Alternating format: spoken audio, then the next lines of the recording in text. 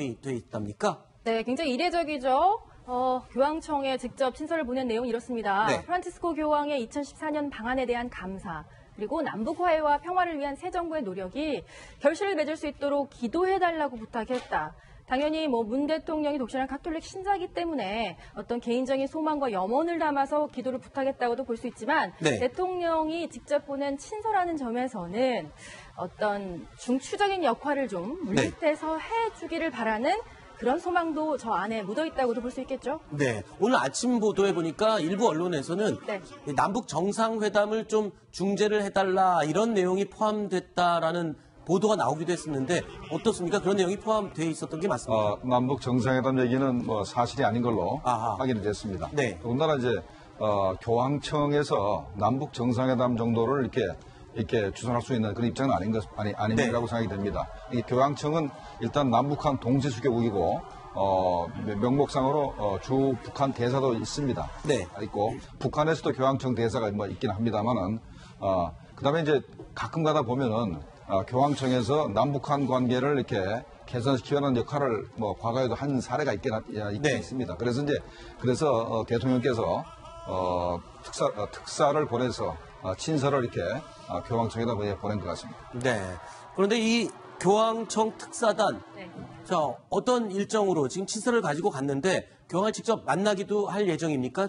그렇습니다. 당연히 만나기 위해서 간 것이고요. 네. 그런데 이제 24일 아침에는 지금 도널드 트럼프 대통령도 중동 순방 거쳐서 이탈리아와 교황청이 있는 바티칸을 방문할 예정이기 때문에 25일에요. 그렇습니다. 네. 그래서 아마 그 후가 되지 않을까. 바로 직전까지는 또 불가리아, 아일랜드 쪽 수장들과도 면담이 예정이 되어 있기 때문에 그 특사와의 면담은 아마 24일, 5일 후가 되지 않을까라는 생각이 들고요. 네. 앞서서 이제 말씀해 주셨듯이 이제 교황청의 어떤 특사 외교의 제한성이 있지 않느냐라는 얘기들을 많이 하시는데 또 교황만이 갖고 있는 그 어떤 외교력이 있습니다. 네. 과거에도 봤듯이 오바마 그리고 이제 쿠바와 미국의 국교 정상화에 있어서는 교황 굉장히 특별한 역할을 했거든요. 아, 그랬었죠. 바티칸으로 양국의 대표를 불러서 물밑 협상을 또 중재하기도 했고 또 굉장히 그 양국 간의 여러 가지 갈등이 첨예해서 더 이상 이야기가 안 된다 할 때는 친서를 보내서 네.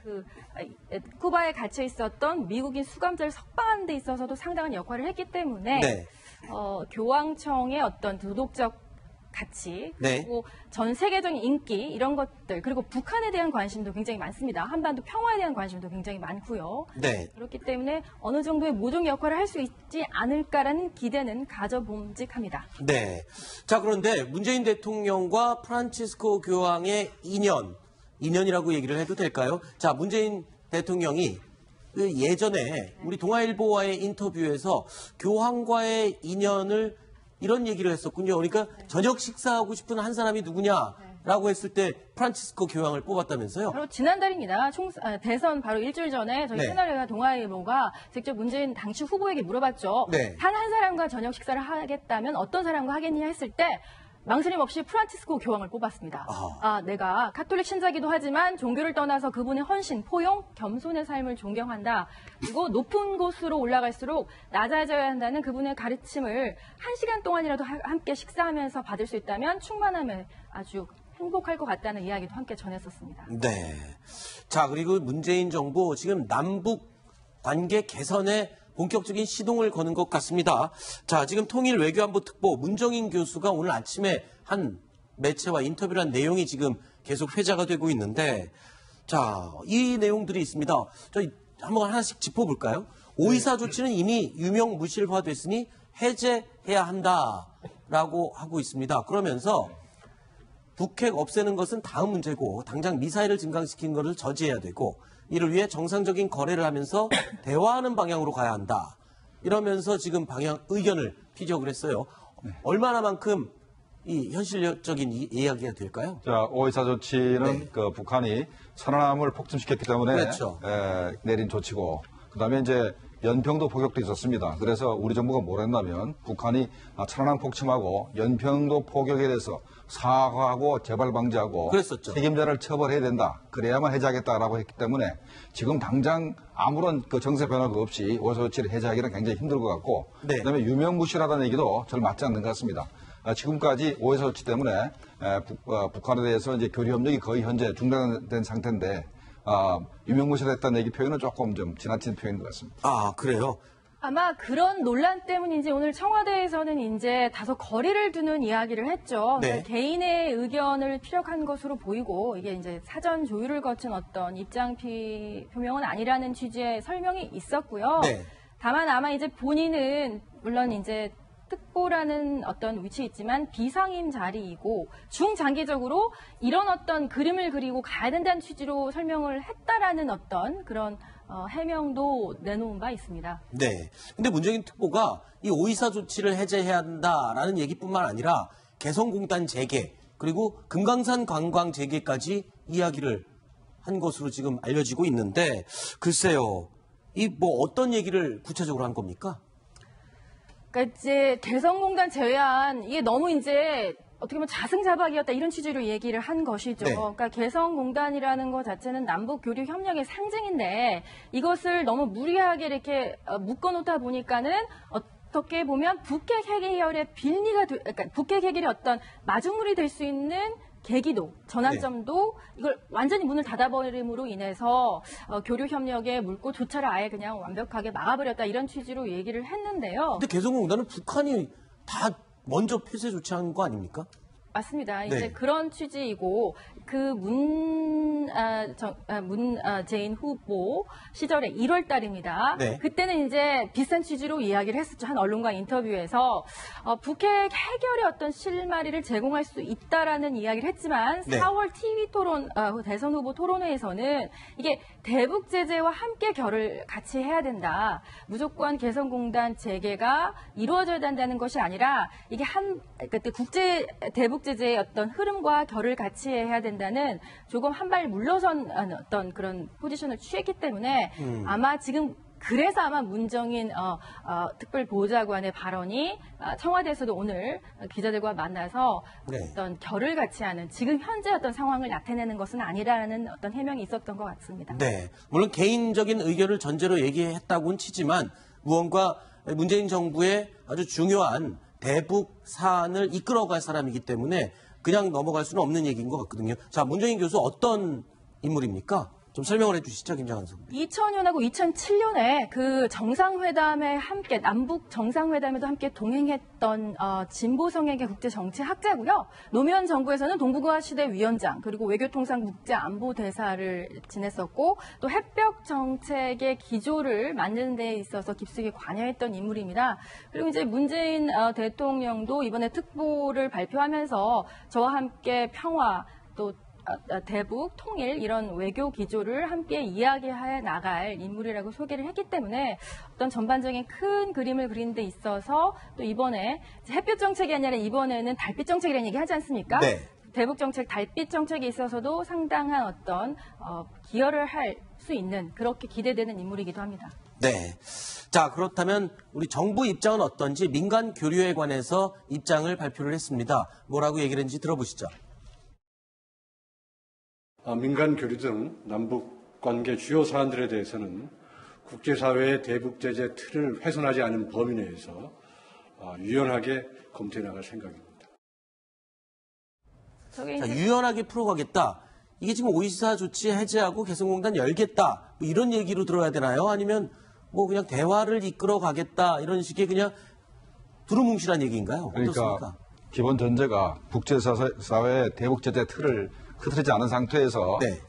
유연하게 이제 해나가겠다는 것이기 때문에 현재 오히려 현재 이번에 북한이 그 북극성 2형을 쏘고 화성 12호를 쐈기 때문에 현재 더 강화된 제재 결의안이 현재 통과될 수가 있는 그런 상황이고 네. 일본도 세컨더리 보이콧 그러니까 북한과 거래하는 어떤 기업도 일본과는 거래할 수 없다는 세컨더리 보이콧을 이제 준비하고 있기 때문에 네. 만약에 국제사회와 동떨어져 가지고 북한과 교류 협력을 하다가 우리 기업들이 상당히 일본이나 미국의 정부의 제재를 받을 가능성이 있기 때문에 네. 그렇게 북핵 문제와 관련해서 이렇게 네.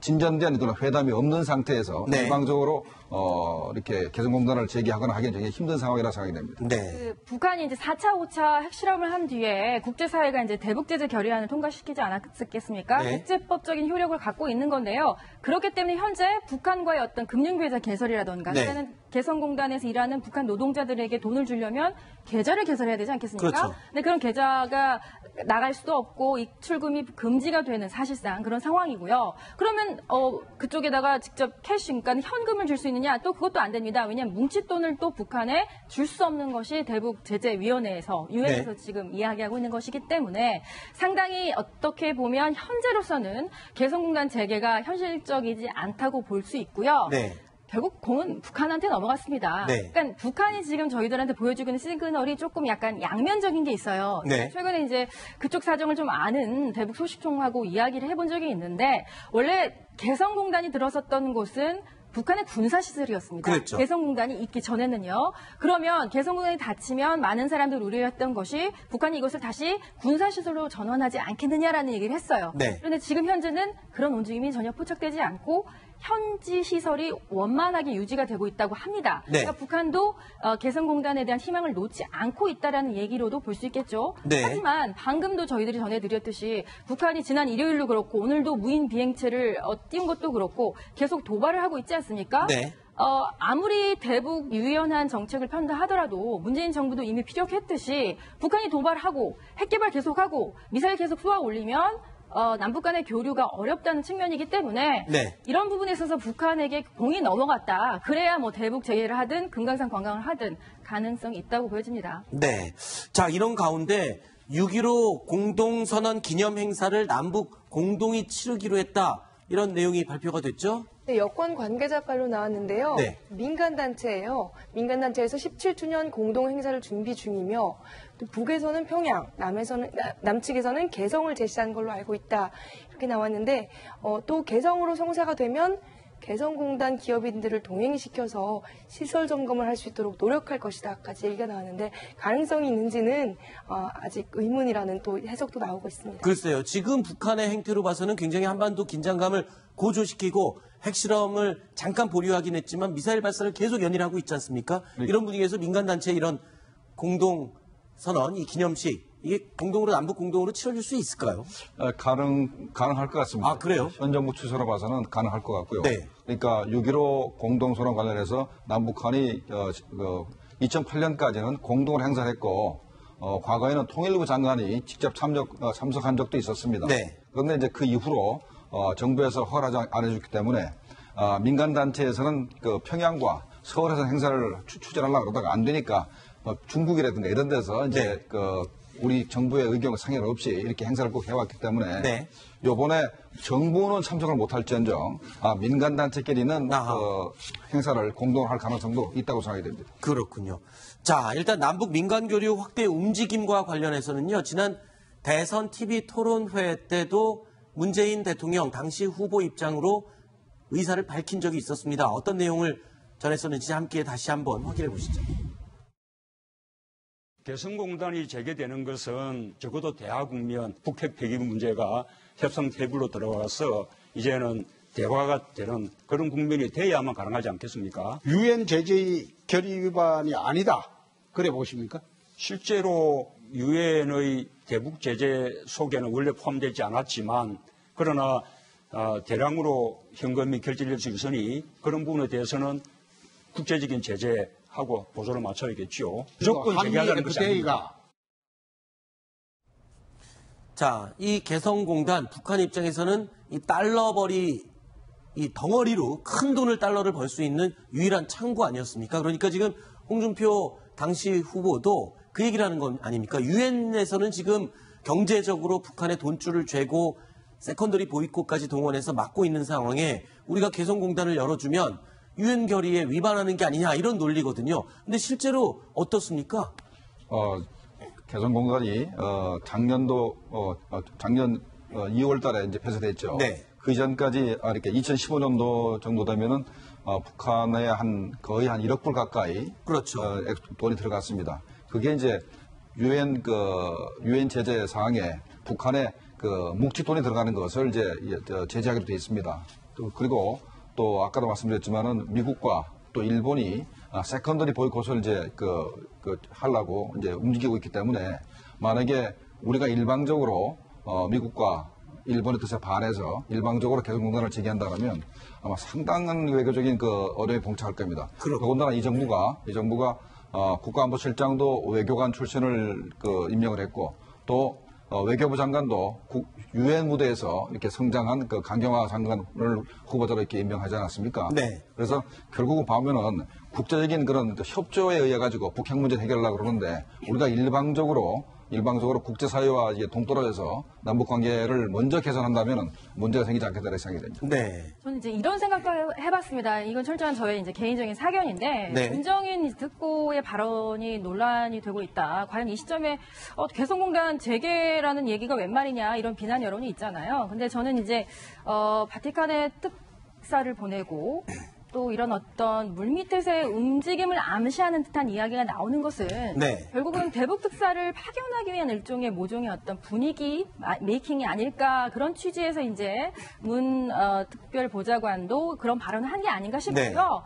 이제 8.15도 있고 9.19도 있고 추석도 있고 이산가족 상봉도 있고 여러 가지 모멘텀을 만들 수 있는 6.15는 조금 임박하긴 한데요. 그런 행사들이 많기 때문에 올해 또 이런 이야기도 들립니다. 워싱턴에서는 트럼프 행정부 내에서도 당신이 상상할 수 없을 만큼의 수준의 그 대북 어떤 협상까지는 아니지만 북한과의 대화를 원하는 목소리가 있다는 얘기도 전에 들었거든요. 네. 전에 들은 바 있거든요. 그렇기 때문에 그런 어떤 일련의 움직임을 함께 본다면 올해 상당히 물밑에서의 움직임이 많이 있을 거라는 생각을 해봅니다. 네. 자, 유엔 이 대북 제재 결의안 내용을 우리가 개성공단을 열어줄 경우에 위반한 게 될 수도 있다. 이런 논란을 감안할 때 정부의 움직임보다는 대화의 물꼬를 트기 위해서는 그만큼 민간 교류의 움직임이 훨씬 더 지금으로서는 중요한 모멘텀이 될 것 같은데, 자, 그래서일까요? 지금 굉장히 주목받고 있는 민간 교류 단체가 있다면서요. 태권도하고 연관이 있다고 하던데요. 김정은 차장, 어떤 단체 활동입니까? 북한 태권도가 네. 있고 한국 말하자면 남한 태권도, 북한 태권도 이렇게 나눠져 있었었는데요. 사실 세계 태권도 연맹 하면 바로? 우리가 잘 알고 있는 태권도 연맹 아닙니까? 우리의 태권도고 네. 이제 올림픽에 선수를 출전시키는 서울에 본부를 둔 태권도 연맹이면 이제 북한 쪽에서는 ITF 국제 태권도 연맹이라는 곳이 있습니다. 따로 있군요, 따로 태권도 있습니다. 연맹이. 그리고 이제 여기서는 올림픽에 그동안에는 선수를 출전시킬 수가 없었는데 네.